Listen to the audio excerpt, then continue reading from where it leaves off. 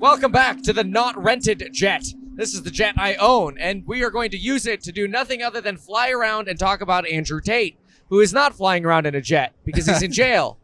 So, in today's discussion, we are going to debate, is Top G being scammed by the Matrix, not getting the health care he deserves because he's locked up abroad in a Romanian prison, unable to get the health care support he needs to prevent terminal lung cancer? Or is he using that as clickbait to get himself extradited over to, or to get himself sent over to the United Arab Emirates, where they do not have extradition laws, where he can be protected from the crimes that he perpetrated? I don't know. And now all of a sudden McKay's playing music while we're trying to do a video here. Anyway, so let's start with you. What's your take? Are you a Top G fanboy, or is Top G guilty? I am definitely a fanboy. I think we all know. Closer. Get it in I there. think we all know Andrew Tate definitely has cancer and definitely needs to go to Dubai to get better. Okay. All right. That's what. No. Seriously, it's BS. I'm not sure what to make He's of what he's saying. flip-flopping. He's a flip-flopper. Do you like Top G? I like Top G, but Okay. I like his message. But I mean, it's kind of convenient that he's coming out at this time. Do you think this is something that was maybe planned, where maybe I don't they think kind of put this in the back pocket? No, I don't think this was planned. This is just more of a, hey, what the hell am I going to do? How do I get out of here? This is prison's getting uncomfortable now. I don't want to deal with it anymore. So your take is, even though you support his sort of entrepreneurial message, Yes. maybe business message, and that he rapes women? I don't support that, but I don't know. I mean, the media don't know. could be skewing it one way or the other. I'm not exactly sure, but I do like the message that he's sending to young men. That hey, you don't have to be don't be a wimp. Actually, get your crap together.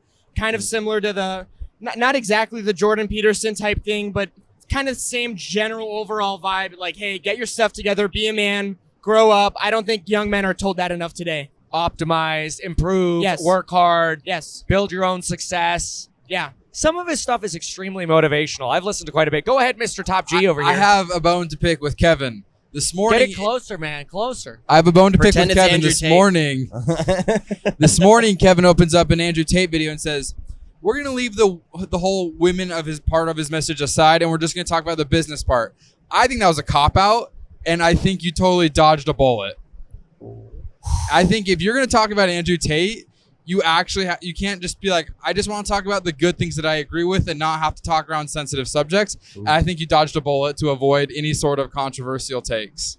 So what's your take then, Mr. Matrix? So if Andrew Tate is guilty, he's honestly the scum of the earth. But what we need to figure out is show me the evidence. That's all I ask for. Like, if he's guilty, then he's the scum of the earth. He should be locked up. But if he's innocent, then I believe that his message is obviously a hot take. It's controversial. Some people agree, some people don't. You don't have to agree with 100% of everything he says. You can take the good from the message, like you did. You took the good from his message, but you kind of like left out the women part, which you can do, but you can't just that's like taking half of Andrew Tate. So what right? actually is the evidence? That's the question. Is the court's not? We have, as far as the Twitter world's concerned, we haven't seen any hard evidence from the court saying he's raping women. This is everything bad going on. He has not been convicted of anything. You could yet. play devil's advocate and say that they just haven't released the Sure, the and that's info totally yet fair. just due to the court. That's totally fair. So this is all what should be considered speculation at this point because we have no evidence. Do we have a timeline? 30-day increments up to 180 days, and then I believe after 180 days he either needs to be convicted or let go. So it's Well, after, the trial would potentially okay. start. The charges have to be brought within 180 days. Okay. Yeah. What's your take on what I said about Yeah. taking just the good from Tate's message and not his hot takes? Well, I mean, I think it's challenging because every time you talk about his hot takes, you start getting people who say, oh, well, him saying that he likes Romania because the rape laws are loose. That's just AI. That's what people say. Oh, that's just a deep fake. He wouldn't actually say that. And then they show, CCTV footage of, look, here are happy women walking around freely. They're not like being punished inside the compound, which is footage that they chose and they released, So, okay, I don't mind talking about the women aspect. I think 99% of what he says about women is absolutely disgusting and I find highly offensive. I don't think any woman should ever be treated the way that he describes women should be treated. I don't believe that a woman belongs in the kitchen. I believe that women are equal. And that's how I treat my wife, is as an equal. And so there are many times where I put my foot down on something that's extremely important to me. And that's how we run our relationship. But then there are equal amount of times where Lauren puts her foot down and says, no, this is what we're doing for something that's really important to me. And so we each compromise back and forth. And that's how we've been able to have what we think is a very successful relationship for about 15 years now. I think that's healthy and stuff. And I think that's good. I think the problem right now, a lot of days, a lot of young guys are just told to whatever a woman says, whatever a woman wants. Like even like with my girlfriend, I'm kind of a simp about it sometimes or whatever. Like just, bow down, appease, men are men are like always wrong. And I think that message has been really, really imposed on a lot of guys, and pretty much dudes are sick and tired of it. And I think the reason a lot of men watch like these Andrew Tate type of people is just because I wish I could say it like that, or I wish I could, fight back or whatever. I'm probably projecting right now. But I think it might be a little of that. I totally agree. I think compromise and 50-50 is the ultimate way. I think that a lot of the whole feminist culture has become so pushed on young men that it's like 70% of the time, or 70 to 90% of the time, it's not the 50-50. It's more, 70-90, 30-10, where men just don't really feel they have a voice as much anymore. 70-90 math, eh? Hey, I know what you mean. I know what you I want to mean. say thank you for sharing your perspective on like marriage, because like that's what I felt was missing from the video this morning, is because that perspective is just as valuable as what you think about as business practices. I think it's okay to agree with certain people's practices and not other practices. Like they're not perfect. Like you can agree and disagree with some people, and I think that your take on his business practices is a valuable one. But like I think it's also just as important to be like, I disagree with most of what he says about women. And I think that that's actually really valuable. So thank you for sharing that. And I want to hear what you have to say, Mikey, in just a moment too. But so the idea about the feminism, and I think an important thing that we have to think about with women relationship is that what is the individual looking for, right? If an individual guy is dating somebody and they don't feel there's a 50-50 compromise, maybe they're dating the wrong person. Maybe there's a guy who is chasing around somebody who's out of their league potentially, and they feel like they have to be aggressive. Kevin, what are you trying to tell me? Not relating to this to you at all. I don't know. Either direction. But no. If a guy is chasing a woman who is potentially out of their league, then potentially the guy feels like they have to simp for the girl. Whereas if you actually have an equal matching, it's much easier to compromise. Whereas vice versa, if a guy is out of the league of the girl feels like they have to simp for the guy. So to some degree, I feel like when we have these unbalanced sort of discussions of, oh, well, the woman is more demanding or the guy is more demanding, maybe that's because there's not actually equality in that relationship to begin with. And it's probably a relationship that won't work anyway in the long term. Now, what do you think, Mikey? Yeah, that's a really good point. Closer. All right, so in regards to Andrew Tate, guilty for sure, because I don't like him. My favorite thing about Andrew Tate is he's had zero emissions these last couple of months. As we're on a jet, flying 3 miles to the gallon. Hey, edit my comment out. Just edit this part out. Leave it in. Okay, good. Yeah, you make a lot of good points. I see where you're coming from too. You're a young man in the U.S. who I'm assuming has not, in the last couple of centuries taken advantage of women or being sexist or anything like that. And so now you're growing up in an environment where they're telling you like, hey, men are the problem and, women are the victims. And I understand why that is the narrative. I can see why it's damaging to young men. I think people like Andrew Tate can maybe do more harm than good in this sort of debate, because all we're doing is putting fuel in the fire of like, someone can now say, well, look at men like Andrew Tate. Look at the way he treats women. So men are the problem. It almost feels like the pendulum is like over swinging in the opposite direction, because I agree sometimes things get too far and like we're blaming young boys when we shouldn't be.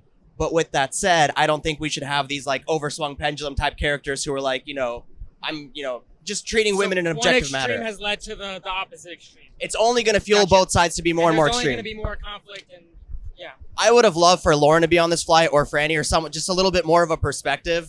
But I think what you said was really true. That'll be part 2. What do you think, sir? I'm Get it pretty- really in there. Really get really it in in there. there. All right, is it in there? Oh yeah. Okay. I'm pretty impartial to the whole thing. I think I just kind of take what I see on the internet as jokes or I look for like educational content. So not really big into this. But going back to what you guys were talking about how he went to the hospital, is he in a holding cell or an actual prison?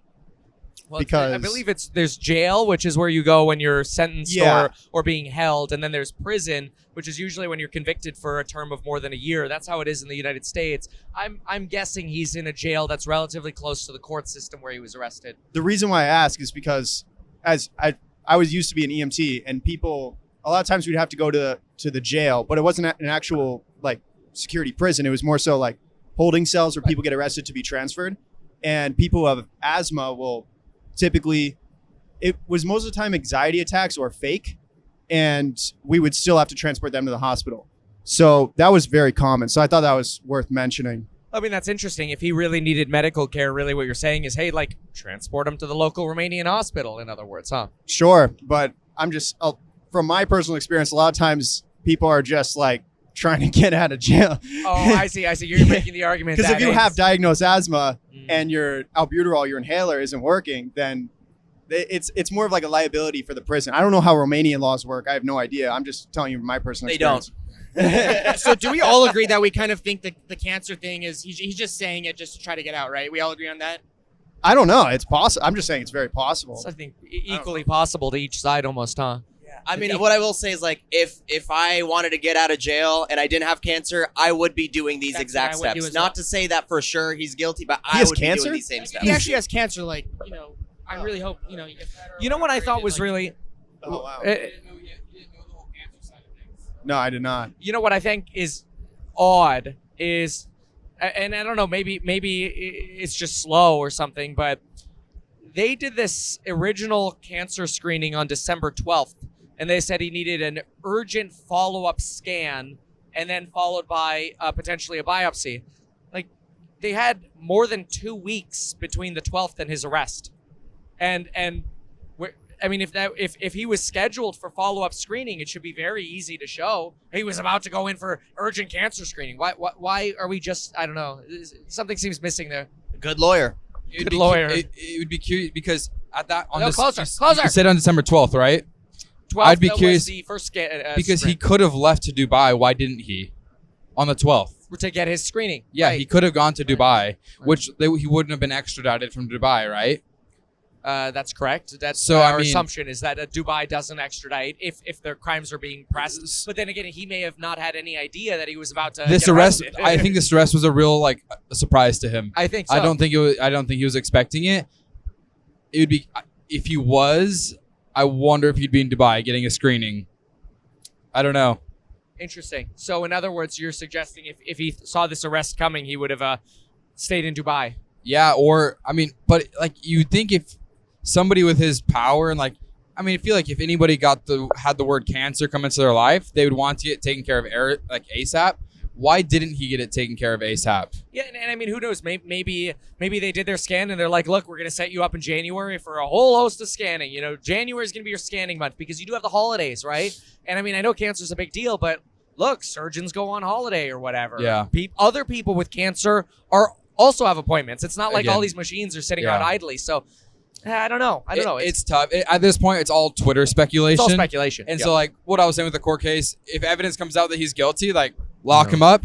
But if they don't have any hard evidence against him, then, I mean, I it's wonder tough. if you can relate this women argument to somewhat like race, right? Where you know, is it possible that because there are race tensions, you have that pendulum swinging so far to the other side that let's now take money from people who have never owned slaves and give it to people who have never been slaves via reparations, which is what San Francisco's thinking about doing, right? Is that potentially that similar pendulum, just like could you basically say Andrew Tate's potentially feministic arguments are as extreme as reparations for everyone who's black, It's just all counterculture. So whatever, we have cycles of counterculture over and over. So if you push one agenda one way, everybody, will eventually, or not everybody, but some percentage of the population will get fed up, feel attacked or whatever, and then start going the exact opposite.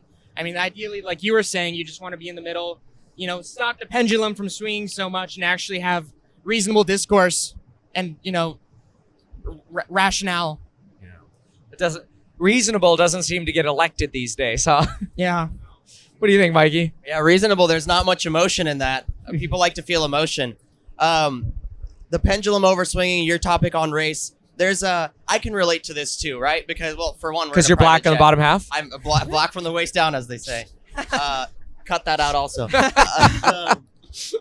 In my perspective, like my family comes from a white country, right? They're European, but it's from a very poor country. They come from a village, right? They barely escaped when the communist era ended and the Berlin Wall came down. They finally got to escape Bulgaria, came to the US. I was like raised really poor, low income, all of that.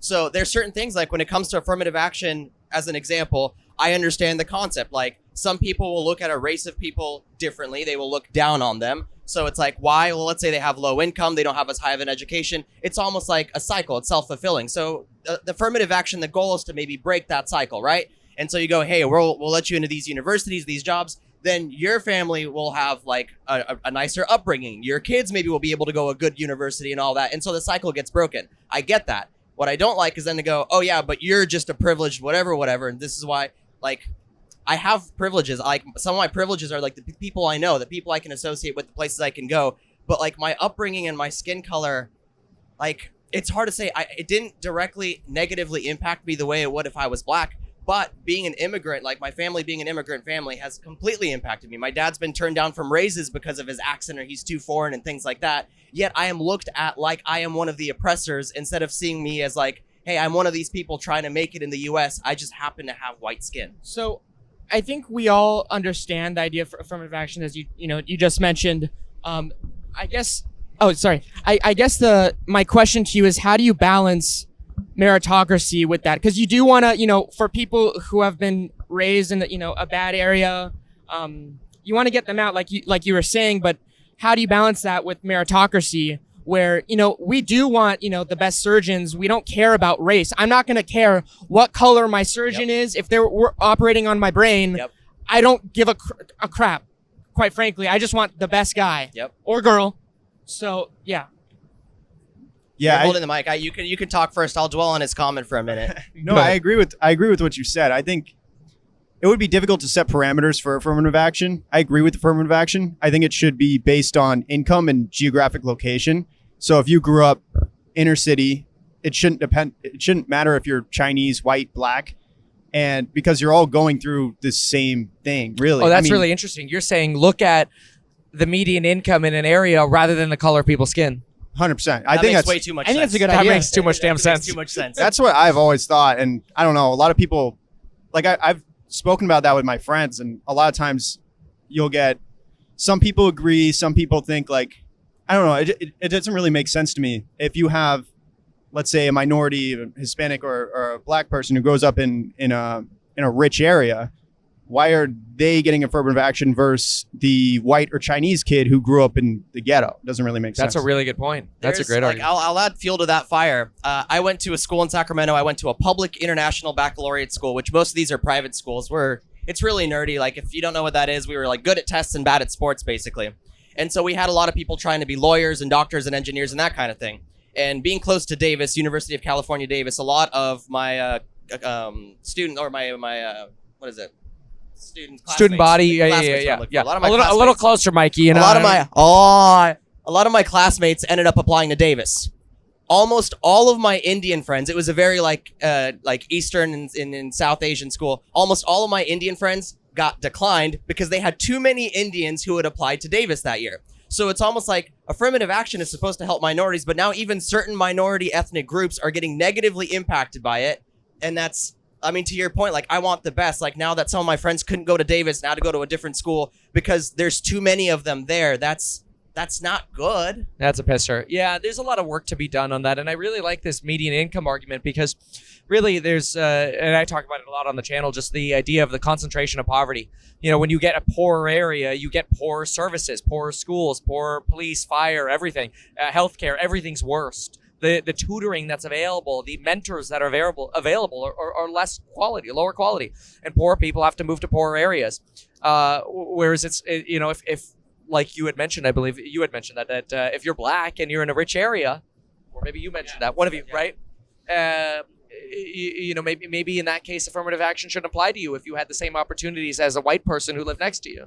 That's an interesting idea. Equal opportunity. I think that's a great idea. I think we all agree on it. But Yeah. from the university's perspective, they don't want that because then people aren't paying as much money, right? What do you mean? Why? Yeah. Well, because if I'm taking 40, 50, 60% of my student like- population, if I'm taking 40 to 60% of my student population from low income areas, they're not going to have the money to be able to pay the tuition. And that probably is why it's not the case right now. That's actually maybe. a really interesting point. What you're saying is, hey, let's go get the rich black people so Yes. we can bump up the stats over there. That's yes. So wow. we're diverse and we get money Wow. from it. Is it- I mean, is- all university it's a racket, in my opinion. I mean, look how much money there's 1.2, I think, around $1 trillion of student debt. People between like the age of 40 to 50 still have tens of thousands in student debt. It's crazy. Yeah, like 30 plus. You're right. Yeah. What do you say? I was going to ask, do they just reduce the cost of schooling, or is that somehow subsidized by the government? Well, at the end of the day, somebody's got to pay for it. So whether you pay for it through inflation, if it's subsidized, then everybody's going to pay for it through inflation or higher taxes. I think, personally, I think the universities have gone greedy, as with anything. They get in so much money, like billions and billions and tens, hundreds of. I mean, look at the endowments of the top universities. It's stupid. I don't think they need that much money. It's going. I don't even know where it's really going. Yeah. It seems like the increase in school endowments has been disproportionate to just inflation, right? I think back in the 70s, the average student debt was somewhere, $1,000 to $2,000, and now it's $30,000 to $40,000, which is way outpaced inflation. What are you getting more in return? Like Nothing. Like the price is going up. You're getting You're getting the bogged. same or less, or you're just getting about the same value in return, but you're paying more over time. Arguably, you're getting less because everybody is coming out with the same majors. You know, like you have hundreds of thousands of CS majors coming out. Everybody's like, and it doesn't even matter what university or what major you're exactly really studying because it's become standardized at this point. So everybody's coming out with a major, and even if it is a technical major like CS, there's like the supply of labor is increasing with yeah, exactly as you're saying. You can't differentiate yourself as much. Yeah, I was just gonna add in when you were talking about schools with affirmative action. That makes sense why they would want it to be a certain way so that they could still make more money. My question is, affirmative action doesn't really just apply to schools; it applies to jobs and other things. So that's where it's gets a little weird. Is it they just want to keep one formula so it doesn't look like a scam? I don't think it's just like one aspect. I think it's a multiple. It's a good point, though, multilateral. right? It is a good point. Yeah. My thinking would be that, I mean, if I'm an employer, or most employers now hire based on undergraduate status, or if you're a graduate student or whatever, Sure. and that's maybe why, or the people going in to the jobs have a certain ideology that they then bring to their workforce.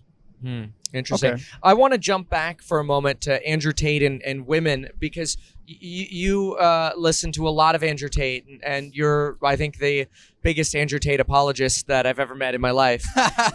and so I'd really like to know what is, you asked me my take, what is your take on what Andrew Tate says about women and how are you trying to implement or not implement what he says? I think it's totally fair, and we both a have little closer. We're both gonna have different perspectives. You're married. I'm not.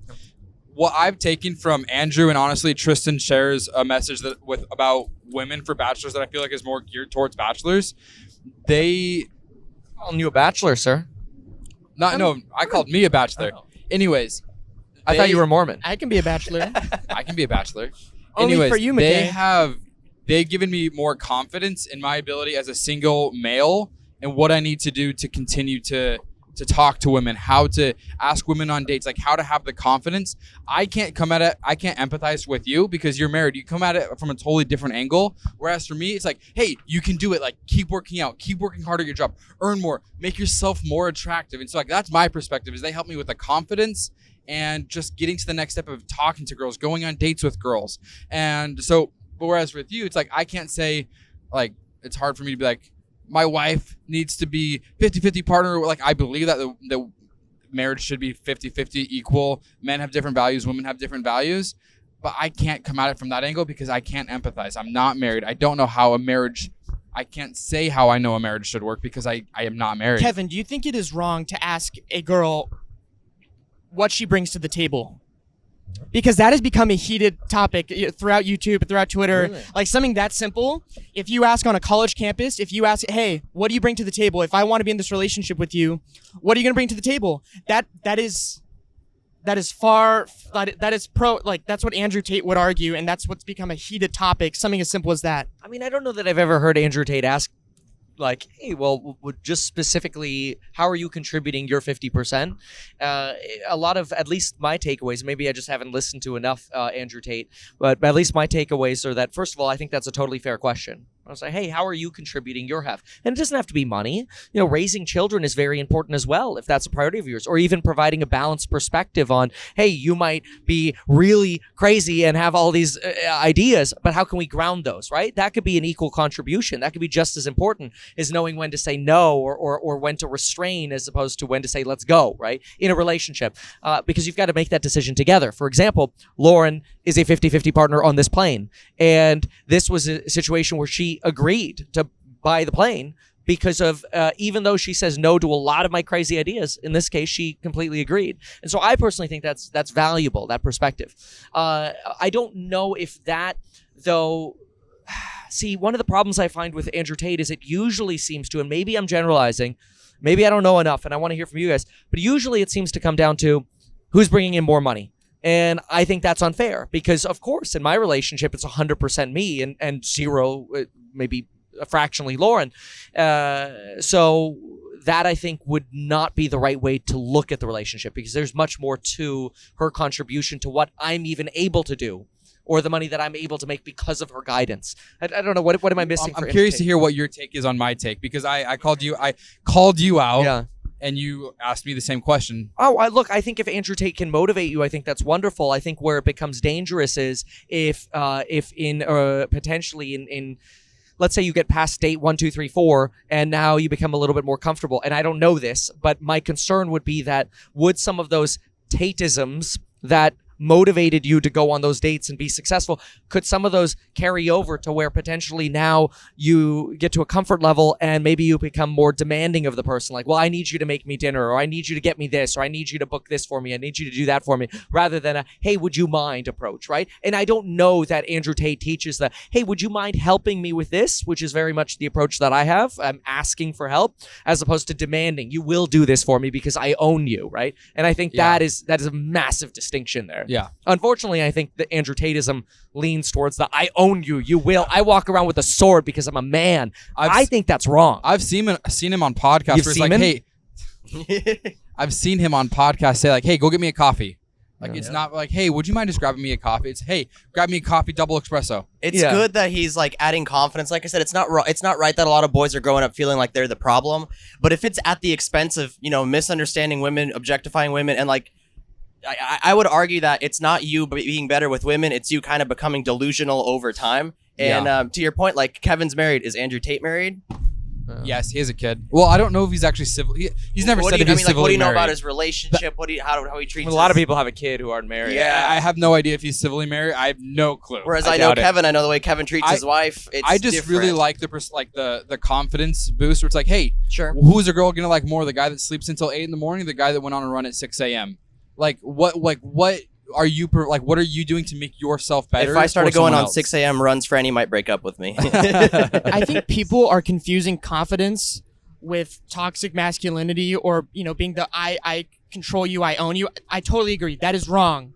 I also don't think it's wrong for a man to be confident.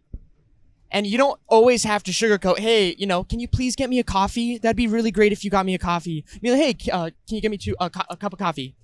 Get me a cup of coffee if that's cool. Or like I can't even. No, I mean, I see what you're saying. I mean, and there are times, right? If you're in the middle of a podcast, for example, it's like, hey, Lauren, could you grab me a cup of coffee, right? That's a little bit more like, hey, time is of the essence here. Yeah. It's like if you're on a battlefield, it's like, fire the cannon. You're not going to be like, hey, would you mind firing the cannon? Of course not, right? It's like, fire the fucking cannon, right? Yeah. And that's, the problem is when that is always your demeanor. Yes. If you're always the commandant, I am Yeah. the boss, Yes. that's when it becomes a So problem. and the point I guess I'm trying to make is that a lot of young guys have been surrounded by, you always have to be, oh, can you please do this? Can you do this? And I think Andrew, what Andrew provides is just, it's very refreshing for people to hear that, hey, there is another side. There is confidence that you can have. And no, you don't want to be an asshole to women. No, you're not going to do well if you're an asshole to women. Like, you are not going to have a girlfriend. No girl will want to be around you. But there's also some aspect where you do want to be confident. You don't want to be a pushover. It's the fact that you value yourself. Yes. It's You're- like you I guys take are care of right. myself. I may be going on a tangent, like a lot of left field here, but I take care of myself. I expect you to take care of your, like, what you find important too. Like, here's what I find important. I will take care of that. Whatever you find important, please take care of that too. What I think Andrew Tate gets wrong, which what you're kind of going at, it's like him and the other. It's not two. It's two individuals in not one unit, and that's probably because he's I been agree with with multiple girls, and he has the idea of polygamy. Probably, I'm not exactly sure, but my guess he's probably been with a lot of girls. But I think that's what. Yeah, it's a team, a relationship, guy and girl. It's a team, guy and guy, girl and girl, whatever type thing. Whatever you want to do, go for it.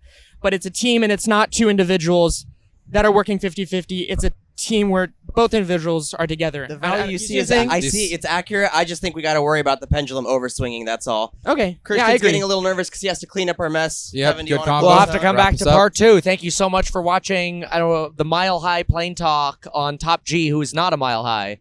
He's in jail.